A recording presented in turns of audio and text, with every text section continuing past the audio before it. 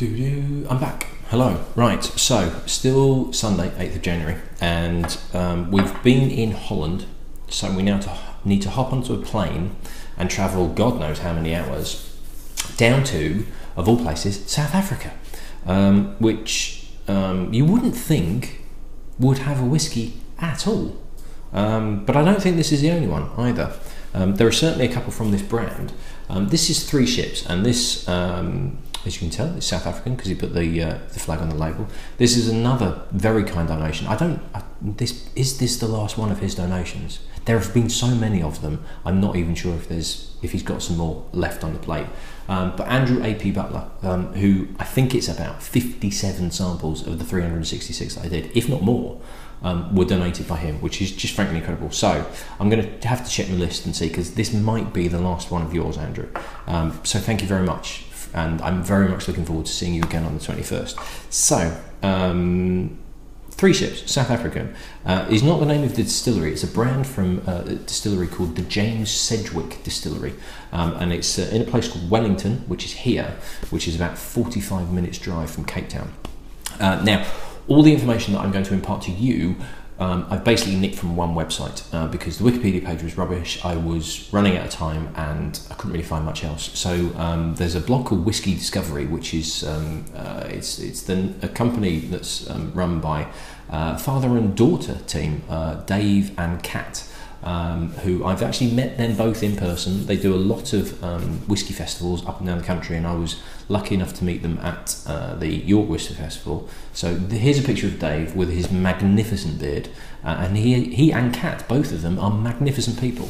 So all this information is from them, so you could bypass this little section and get to the tasting bit and just go and read their blog. Go and read their blog anyway. It's Whisky Discovery. It's well worth checking out. So the distillery itself was founded in 1856 when James Sedgwick himself, who was a captain, was actually, I think he was an explorer, and he purchased the distillery, and it's been running ever since then. Now, it was basically a brandy distillery and doing some liqueurs.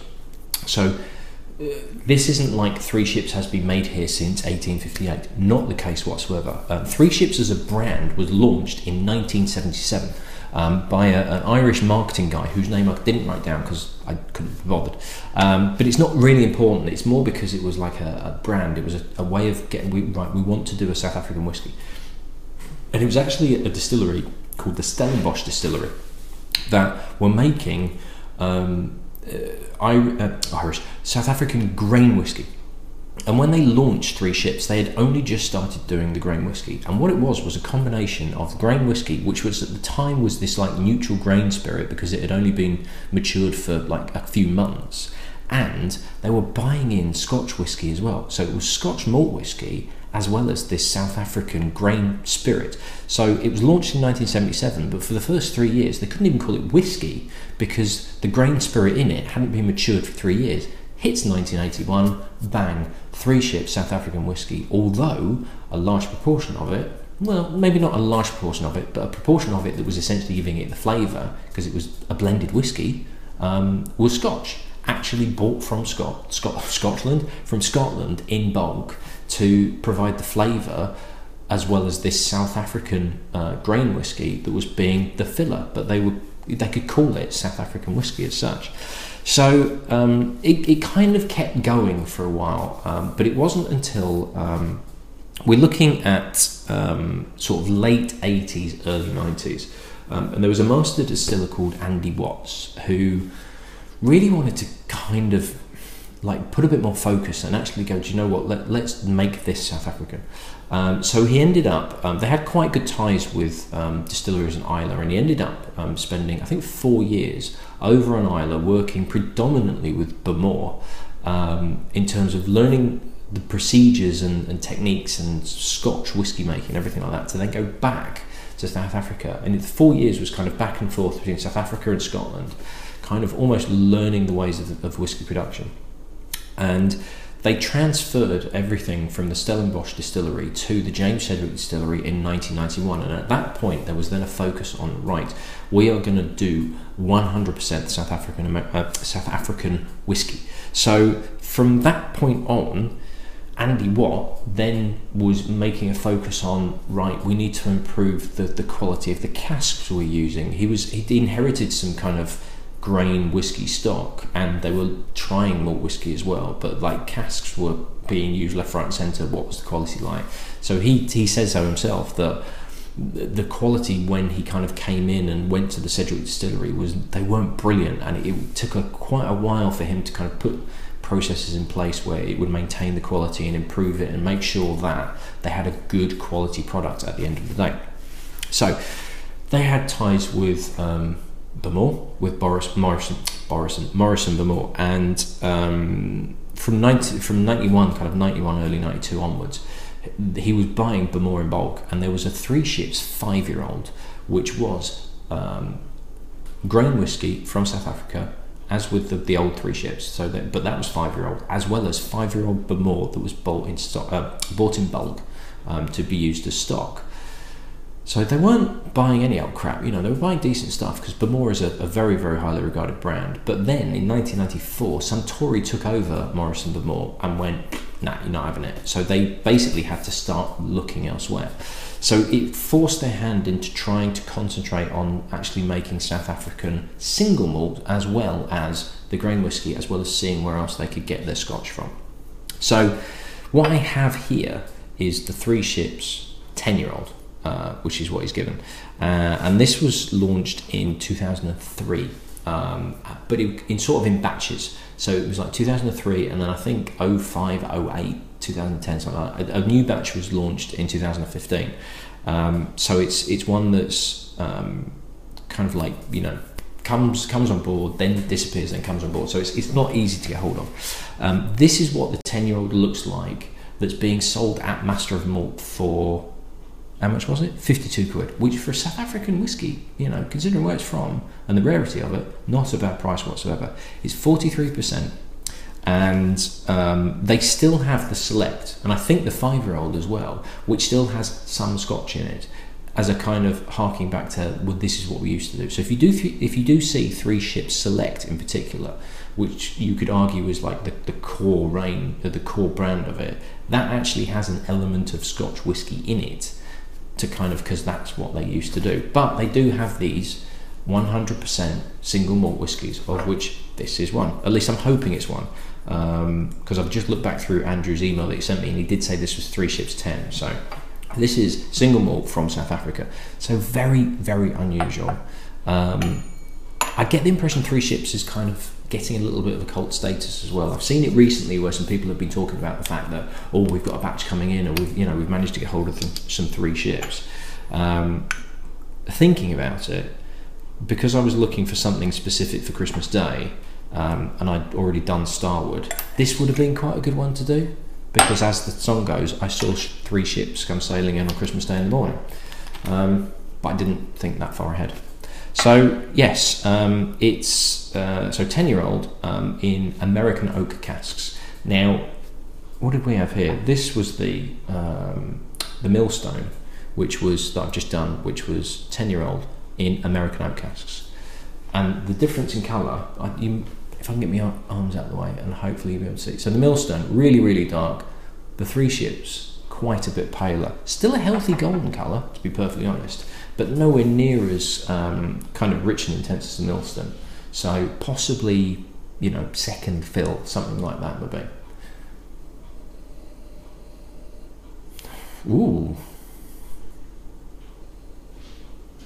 That's a bit weird. There's a slight farmyardy character to it, which I'm... You letting the dog in? What's the matter? Harley wanted to come and say hello. Are you disturbing me? You're going to have a special guest in a minute. Oh, she's gone away and hide. Anyway. What are you doing in there?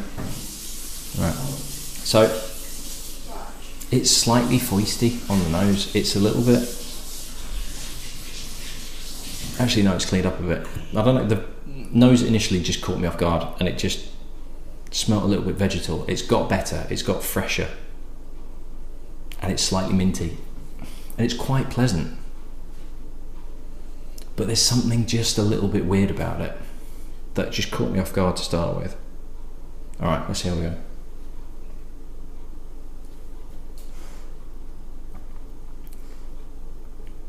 Ooh, wasn't expecting that. There's actually quite a smoky element to it as well, which I was not expecting, and is not there on the nose whatsoever. Oh, you're not coming to say hello? You big grump. You're going to do that. Yeah, there's a smoky element on here that is not there. Hang on, it wasn't there on the nose, but kind of is there now. And maybe it's that vegetal element that I thought was actually a kind of weird, sweet, smoky peatiness. Because now I've tasted it, and now I can taste the peatiness. The nose is less vegetal and more a kind of sweet peat. What the hell happened there? I blame my wife. She put me off. Sticking her tongue out at me. How unusual. But yeah, I was not expecting peatiness on that at all. Now, where that smokiness has come from, I have no idea, because I didn't read anything, and I'm going to blame Dave and Kat for not putting anything about peat where they've sourced that from, because that's surprised me. Now, obviously Andy had worked at Bemore, so he would be, and I believe he's a fan of Islay whiskies, and he would have been influenced by the flavours that they are. But how he's managed to achieve that in South Africa, in terms of, I don't know, never having been to South Africa, not knowing that much about it, a little bit about the wines, but in terms of the geology and this kind of, is it peaty, that sort of thing. Is this that they're buying in, say, the malt that has been previously peated from somewhere else? Are they buying that from Scotland maybe? I honestly have no idea, because that's completely thrown me.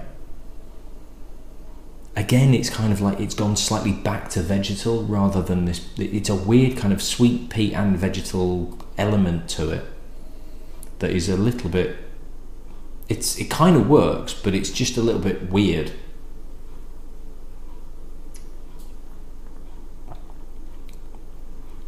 But I was not expecting smokiness on the palate.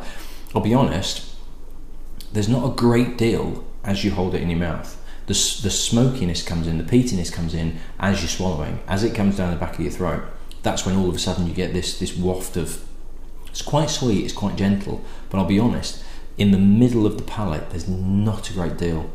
It's quite thin, and it's not even got much of a mouthfeel to it as well. But without that peated element, without that subtle smokiness that's there, it would be flat as a pancake. And what it does is it makes it actually a little bit interesting, a little bit kind of like, oh, actually, I didn't think this was going to be that good, but it's not too bad at all. Having said that, if you don't like peated whiskey, it's probably not going to, it starts off as quite a light whiskey that's very easy to drink, that all of a sudden you get the smoky element, and if you don't like smokiness, then you're like, not too keen on that. It feels to me like it just needs something in the middle, as you're holding it in your mouth, some weight or just depth or something else before the peat kicks in, or for the peat to kick in earlier. It's not bad. Don't get me wrong, it's not bad at all.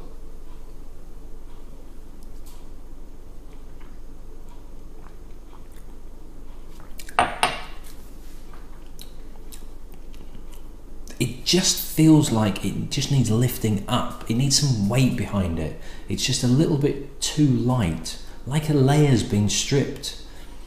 Somewhere in the middle of this kind of, not a sherry element, but just something to give it a bit more oomph and bulk, and not even kind of like I wish it was more peaty. I just wish it had more of a mouthfeel. I wish it felt richer and thicker to complement there's a slight sweetness to it, and then there's this peaty element that coincides really well with the sweetness of it. We're talking kind of Bunnahabhain black bottle levels of peatiness here, so it's not hefty, it's not going to like blow your face off, but it feels like it needs kind of pushing up a little bit and kind of holding up and going, look, have some flavour in between it. But it's not that bad. It's not that bad at all. It's well worth seeking out. And And 52 quid for something, you know, from such an unusual place, and is obviously made in batches, so there's not that much of it, I think is worth checking out. Oh yeah, that was the thing I forgot to mention actually about, apparently they only do the malt whiskey 2 or 3 months of the year, and the rest of the year is the grain whiskey, or at least that's what the article I read wrote. So there's not going to be that much of it. That's why they're doing it in batches, because they're not making a huge amount of it anyway. But it's worth checking out, definitely. It just feels like it's lacking something, but it's well worth trying. Right, so thank you for that, Andrew. Very, very interesting indeed. I'm going to do another quick rinse out, and then I'm going to have one more, and we're going to travel even further to get to the next one. So I shall see you then. Cheers.